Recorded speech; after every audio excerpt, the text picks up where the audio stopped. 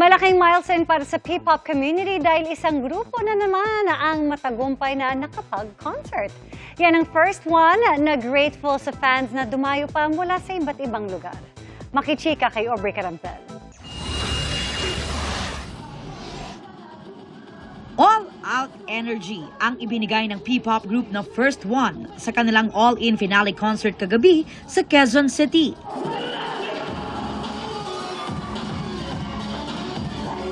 Kabilang sa mga pinerform ng grupo ang ilan sa kanilang hit songs na You Are The One at Shout Out. Thankful ang First One na binubuo ni na Ace, Alpha, Joker, Jason, Max at Jay na kahit na reschedule ang concert ay hinintay sila ng kanilang fans ang 4-1. May mga dumayo pa para mapanood ang kanilang idols. Sobrang honored po and sobrang overwhelming at the same time. Tapos yung effort po nila na pumunta dito kasi may mga taga Cebu, Davao, sa ibang bansa, Japan. Dingalan from my hometown. Yung 4-1 po talaga yung susi talaga kung bakit nagpapatuloy pa rin yung pangarap namin as a P-pop artist. Si First One Joker, puno ng pasasalamat sa fans at groupmates na nagdasal para sa kanyang speedy recovery. Kaya ibinigay raw niya ang kanyang best para makabawi sa concert na na-postpone noong November. Much better na po and sila rin po yung nag-push sa akin kung bakit din po ako nandito. Inspired daw ang grupo dahil sa mainit na suporta ng 4-1s na maaga pa lang pumila na sa labas ng venue. Matagal namin nantay ito. Si Alpha. Pero, syempre, sila namang lahat. Favorite namin. Lahat! They're actually our inspiration po and magagaling po kasi talaga sila. Madalas ding napapanood ang First One sa ilang kapuso programs tulad ng All Out Sundays at TikTok Lock. Yung GMA po kasi parang pamilya na po sa amin eh. Parang yung since debut days po namin, dyan po kami unang lumabas. Pandemic pa po yun. Aubrey Carampel, updated sa showbiz happenings. Libo-libong pamilya ang apektado pa rin ng pag-aalboroto ng Bulkang Mayon sa Albay. Ang ilan natigil na rin ang hanap buhay. Bilang tulong, hatid ng GMA Kapuso Foundation ang food packs at N95 face masks para sa mga residente. Bunsod ng patuloy na aktibidad ng Bulkang Mayon. Agad na lumikas sa mga residenteng nasa loob ng 6-kilometer permanent danger zone sa barangay Kirangay sa Kamalig, Albay. Sa mga itinayong Kapuso classrooms ng Barrio Elementary School, sila pansamantalang nag-evacuate. Batid ni Jerry ang hirap sa evacuation center. Kaya ang kanyang nanay Adelina, na 87 taong gulang na, agad niyang inilikas at sa kanilang bahay muna nanirahan. Wala po siyang kasama doon kasi matanda na po siya. Saka hindi naman siya malakas lumakad. Baka madulas siya sa CR. Sa Barangay San Andres sa Santo Domingo naman, nagtatayo na ng mga kubo ang mga residente na kanilang pwedeng masilungan kung sakaling itaas ang Alert Level 4. May mauwian dito. Kasi ang hirap naman na pag pumutok na, wala kaming maanuhan. Sa probinsya ng Albay, mahigit 1,100 pamilya na ang nasa evacuation center dahil sa patuloy na aktibidad ng Bulkang Mayon. Dahil may sapat na relief goods sa evacuation center, ang iba pang residente sa loob ng 6-kilometer danger zone na pansamantalang nasa kamag-anak o kapitbahay, ang binigyan ng GMA Kapuso Foundation ng food packs at N95 masks sa barangay Mulad Bukad sa Ginubatan. Lubos-lubos po ang pasasalamat sa GMA Foundation sa palaging pagtulong sa Albay. Handog din natin ang congee mix at bigas para sa mga apektadong pamilya sa Barrio Elementary School at Santo Domingo Central School. Sa kabuuan, 900 pamilyang ating natulungan. At sa mga nais pong tumulong, maaari kayong magdeposito sa aming mga bank accounts o magpadala sa Cebuana Luwilier. Pwede ring online via GCash, Shopee, Lazada, Globe Rewards at Metrobank Credit Card. Pinakandado ng Department of Migrant Workers ang isang training center sa Malate, Maynila matapos madiskubring nagre-recruit ng mga aplikante kahit walang lisensya. Ang mga biktima na pilitang gumastos ng libu-libong pera? Nakatutok si Mark Salazar. Mismong si Migrant Workers Secretary Hans Kakdak ang sumugod sa opisina ng isang training center sa Malate, Maynila. Nagre-recruit daw ito ng walang lisensya at grabing managa ng aplikante. Front nila recruitment training. Okay?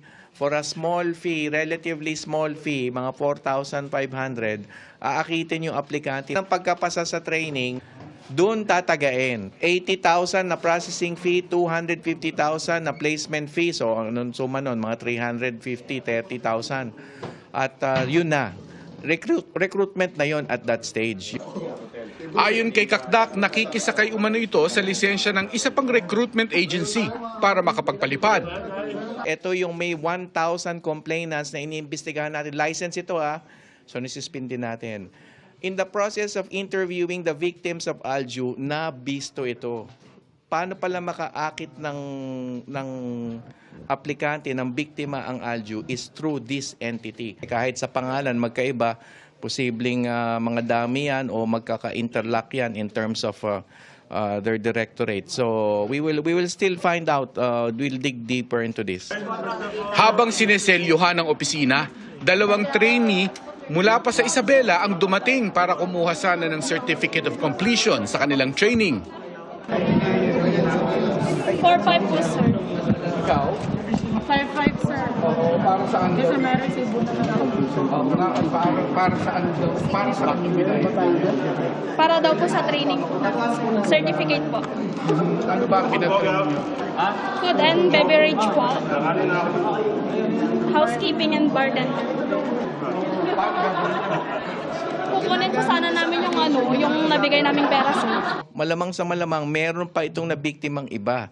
So lumapit lang po sa amin sa Department of Migrant Workers, ang ating hotline na 1348, yung first Facebook page ng Migrant Workers Protection Bureau natin, tumulog lang po doon yung anti-illegal recruitment Facebook page natin.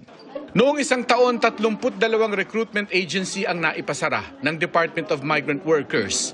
Bunsod ito ng mahigit 1,000 reklamo at halos 30 biktima ng human trafficking. Nag-surprise visit din ng DMW sa isa pang recruitment agency para tingnan kung nasusunod ang tamang proseso ng recruitment. May mga nasita. Ano mo nagagampanan yung papel mo bilang welfare officer? Ikaw rin ang receptionist. Baguhin niyo yun, ha? Dapat ang welfare officer nakatutok sa mga problema sa welfare. Pero batid rin ni Secretary Kakdak na mas malaki ang hamon ng illegal recruitment online, kung saan mas maraming nabibiktimang kababayan natin. Noong isang taon, naipa-take down nila ang mahigit 65,000 accounts sa Facebook at mahigit 27,000 accounts sa TikTok. Pero marami pa rin ang biktima ng illegal recruitment, lalo na ng human trafficking sa mga scam hub sa kalapit bansa natin. We have a team on the ground working with our embassy in Phnom Penh, ASEC, Benny Legaspi, and a labor attaché lawyer, Manny, and a social worker are on the ground. And thus far, since they arrived there about 2 weeks ago, 37 have been repatriated. Para sa GMA Integrated News, Mark Salazar, nakatutok 24 oras. Itinuro ng 2 testigong humarap sa Senate Blue Ribbon Committee ang kontraktor na si Curly Discaya. Si Discaya umano ang nagpangalan kay dating Speaker Martin Romualdez bilang bagong may-ari ng isang property sa South Forbes Park. Nakatutok live si Sandra Aguinaldo. Sandra. Vicky, humarap nga po sa Senado ang 2 testigo na nag-uugnay kay dating Speaker Martin Romualdez sa kontratistang si Curly Discaya. Agad naman pong naglabas ng pahayag ang kampo ni Romualdez at ayon sa kanila, sabi-sabi lamang ang mga pahayag ng mga ito. recognize Senator Rizon Tiveros. Segue lang tayo ng konti. Anyway, Nakamask at naka-baseball cap nang humarap sa Senate Blue Ribbon Committee sina Maria at Joy. Hindi nila tunay na pangalan. Anila, empleyado sila ng negosyanteng si Rico Ocampo sa inuupahan nilang lugar sa South Forbes Park. April 2023, naibenta raw ito at sinabihan silang kailangan na nilang umalis. January 2024, sinabihan daw sila ng kanilang boss na i-evict na sila. Kasunod daw nito, nakilala nila ang isang kontratista, nakalaon ay nakilala umano nilang si Curly Discaya. Si Discaya umano ang nagsabing si Nooy Speaker Martin Romualdez na ang bagong may-ari ng lugar. how long did you talk to Mr. Discaya? It's less than 5 minutes po, pero kasi natandaan namin siya because he was the one manning the people. And he also mentioned to us na contractor ako dito eh. Meron din kaming deadline. And then we both asked, baka pwede po namin pakiusapan yung may-ari, yung bagong nakabili ng bahay. And then he also mentioned that si Romualdez ang nakabili. Tinanong ni Lacson sa dalawang testigo kung kaya nilang ituro ang kontraktor na tinutukoy nila. Pareho kayo na ina-identify nyo na siya mismo yung kaharap ninyo na sinasabing ang may-ari ng bahay, si Speaker Romualdez, at kailangang umalis na kayo? Kindly answer, use the microphone. Tama po, Your Tama po, sir. Pero pumalag si Discaya. Your Honor, okay lang po ba tanggalin nila yung face mask nila? Kasi sa totoo lang po, talagang hindi ko sila naaalala kahit sa panaginip ko na naginip ako ng It's not for you bangungot. to identify them, it's for them to identify you. No? Your Honor, wala po kasi akong maalalang transaction. What we're establishing here is the fact that there are two witnesses present here under oath na sinasabing nagpunta ka doon at nine-name drop mo, totoo man o hindi, si Speaker Romualdez na siya nagmamay-ari, bagong may-ari. Sinang-ayunan ng Department of Justice si Lacson na hindi kailangan mag-alis ng takip sa muka ng dalawang witness sa ngayon. Giit naman ni Discaya. Kahit ni minsan po, hindi pa po ako nakakapasok sa South Forbes Park. Hindi ko pa nga alam kung ano mga uri ng mga bahay meron doon. So, malabong-malabo po talaga at wala po akong inuutusan na kahit sinong broker.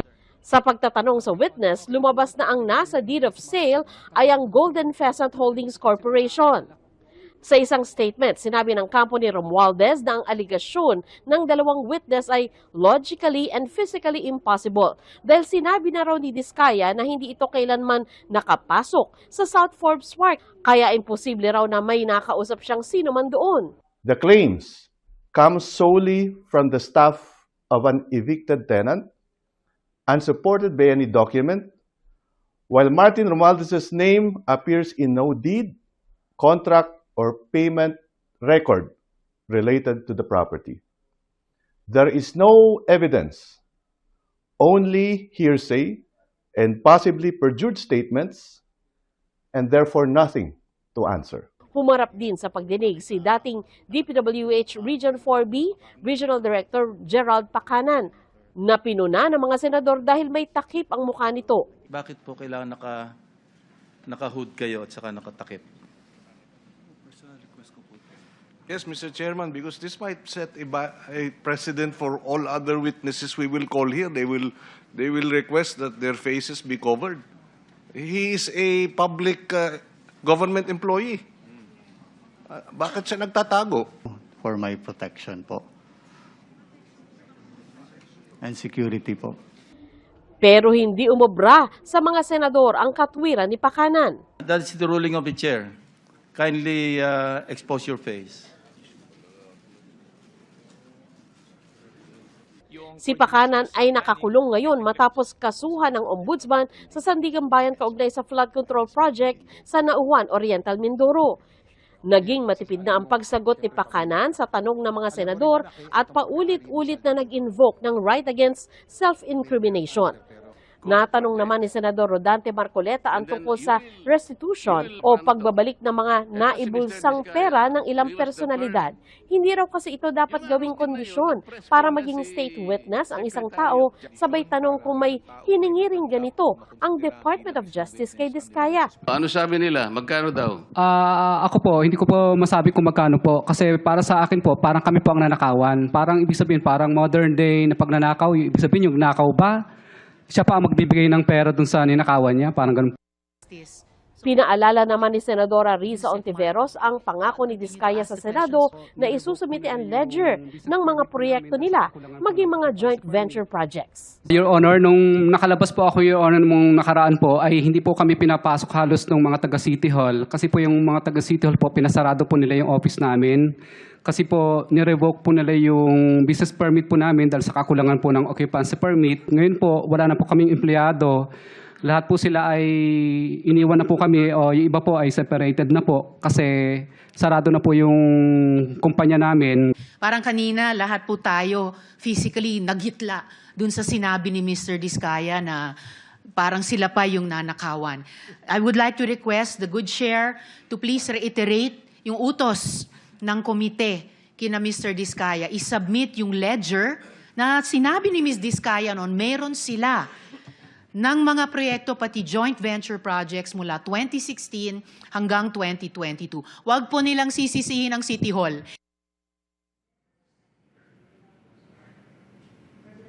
Vicky, humarap din sa Senate Blue Ribbon Committee si Representative Leandro Leviste kaugnay sa Cabral Files. At git niya, hindi niya ito sapilitang kinuha, kundi ibinigay sa kanya ng pumanaw na si Undersecretary Cabral. Sa panayam ng media, matapos nga po ang pagdinig, ay sinabi rin ni Leviste na wala naman daw tutol na ilabas niya ang Cabral Files, kaya balak niyang ilabas na ito ng buo.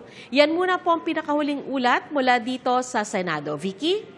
Maraming salamat sa iyo, Sandra Aguinaldo. Balitang sports naman tayo mga kapuso. Ngayong linggo na magbubukas ang Women's Volleyball Tournament ng NCAA Season 101. Unang maghaharap ang defending champions na Benilde Lady Blazers laban po sa Mapua Lady Cardinals. 5-peat victory ang target ng Lady Blazers ngayong season. Sunod namang maglalaban ang Season 100 finalist na Letran Lady Knights kontra sa Arellano Lady Chiefs. Sa Biyernes, January 23 na, ang opisyal na pagsisimula ng torneo.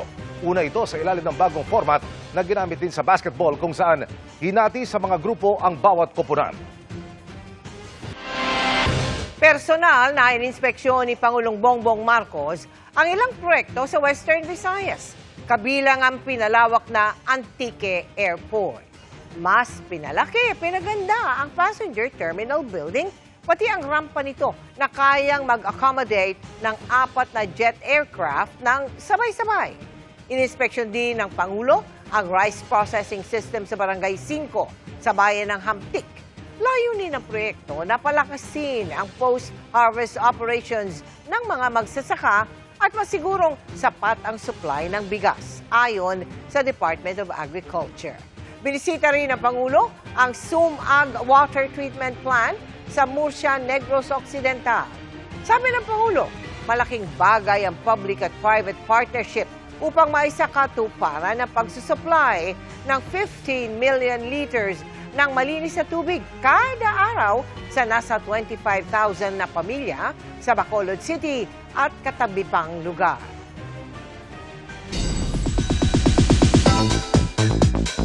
Napuno agad ng iyakan at puot ang unang episode ng afternoon drama series na House of Lies. Ayon sa mga bida, sunod-sunod pa ang mga pasabog na dapat abangan sa series. Makichika kay Athena Imperial. Ongoing pa rin ang taping ng GMA afternoon drama series na House of Lies sa araw ng kanilang world premiere. Pero pagpatak ng 3:20 PM kanina, bumitiw muna sila sa shoot at sabay-sabay na pinanood ang first episode ng teleserye. Sobrang nakakatuwa kasi we just shot this in 2 months and then nakita na namin yung kalabasan na nakakaiyak. Ma! Umaatikabo agad ang pag-arte ni na Beauty Gonzalez na gumaganap bilang Marjorie Castillo at Snooki Serna na ina ni Beauty sa series. Sabi nga ng asawa ko, nag-message sa akin, sabi niya, grabe, isang balde yata yung iyak mo sa first day pa lang. Sabi, effective naman daw, pati daw siya naiyak. Ako si Thea. Comeback serye ito ni Chris Bernal na gumaganap bilang ang kontrabidang si Althea Villarreal. I'm giving my 100% every time, every scene. Sana naman, makita ng mga tao, ma-appreciate nila. Pero parang hindi, parang aawayin nila ako. Naku, baka mabash ako dito. Mababash ka naman talaga. Magagalit sila sa akin. Kwento ni Martin Del Rosario na internalize nilang maigi ang kanilang roles. Aralin mo yung character. Buti na lang, di ba, meron na tayo si Coach Carla nandyan. May acting coach kami. And of course, with the guidance of Direk Jerry. Kilala mo siya? Huwag daw bibitiw dahil araw-araw ang pasabog sa House of Lies. Makikita nila kami third day and kailangan nila abangan yun, yung paglabas ni Paolo pati ni Edward Torrecampo. Actually, lalabas na yung buong Torrecampo family. Sana hanggang sa Biyernes at sa mga susunod pang araw, patuloy niyo pong subaybayan ang House of Lies. Athena Imperial, updated sa Showbiz Happenings. Dumating ang NBI sa Senado para arestuhin ang mga dating opisyal ng DPWH Bulacan na sina Bryce Hernandez at JP Mendoza, mga kapwa-akusado ni dating Senador Bong Revilla sa kasong malversation of public funds. Kabilang sila sa mga pinaaresto ng Sandigan Bayan 3rd Division. Nakatutok si Joseph Moro. Joseph. Yes, Vicky, nakantabay nga tayo ngayon dito sa Senado para sa napipintong pag-aresto ng National Bureau of Investigation. Dito sa mga dating opisyal ng DPWH, itong sina Assistant District Engineer Henry Bryce Hernandez at JP Mendoza. Sa mga oras ito ay nasa loob pa sila ng Senado. Sila nga ay mga kapwa-akusado nitong si dating Senador Bong Revilla na sinampahan ng kaso ng Ombudsman sa Sandigan Bayan at kanina nga ay nagpalabas ng warrant of arrest ang korte para hulihin na at ilagay sa pangangalaga o detention ng Sandigan Bayan ang mga akusado. Sa ngayon, ayon sa NBI na nakausap natin, ay mula rito ay dadalhin hindi sa Sandigan Bayan mismo, kundi sa NBI Central Office muna. Mananatili itong sila Hernandez at si Mendoza. Hanggang sa ngayon, Vicky, ay nakaantabay pa rin tayo dito at anumang minuto ay maaari nang ilabas at isakay itong dalawang ito dito sa isang van ng NBI na nag-aabang ngayon sa Senado. Katatapos-tapos lamang ng ginawang Senate Blue Ribbon Committee kung saan na dalawa sa mga naging resource person ito ay ito ngang sila Hernandez at sila Mendoza. So hanggang ngayon, Vicky, ay nakantabay pa rin tayo, inaabangan natin, pero kinonfirm na, nakausap natin ng NBI na kukunin nila ngayong gabi itong dalawa at dadalhin sa NBI Manila. So pinapakiusapan natin yung mga Surgeon at Arms na ipakita yung pagdampot dito sa dalawa. Yes, Vicky? All right. Maraming salamat sa iyo, Joseph Moro. Kaugnay pa rin ang pagdinig ng Senado sa flood control scandal kapwa itinanggi ni dating DPWH Secretary Manuel Bunoan at ng isang dating DepEd Undersecretary na tumanggap sila ng kickback mula sa anumang proyekto. Itinanggi naman ng isa pang resource person na humingi siya ng listahan ng mga proyekto para naman kay Senador Cheese Escudero. Nagbabalik si Joseph Morong. Ayaw na makontempt ng Senate Blue Ribbon Committee, kaya bumalik daw sa Pilipinas si dating Public Works and Highway Secretary Manuel Bunoan itong linggo, kahit napabalita na humingi siya ng extension na manatili sa Amerika para samahan ng asawang kailangang operahan. I was afraid, baka makontempt ako rito. Ito ang unang beses na bumalik sa Senado si Bunoan matapos siyang akusahan Nobyembre noong isang taon ni dating DPWH Undersecretary Roberto Bernardo ng pagkakaroon ng sariling tinatayang 5 bilyong pisong allocable projects taon-taon mula 2023, 2024 hanggang 2025. Kung saan nakakuha raw si Bunoan ng average na 15% na kickback. Pero itinanggi ito ni Bunoan. Hindi ko alam kung saan manggagaling yun. Eh, siyempre, I mean, sir, so entire budget of the department, bakit 5 billion? Sa iyo daw po napupunta. Bakit ako mapupunta sa akin yung mga allocation na yan? So you didn't personally parang bakit as the allegation with... Wala. Nasa pagdinig din si Bernardo na nagsabi na nagsimula ang sistema ng allocable projects noong taong 2022, panahon ni Bunoan bilang kalihim.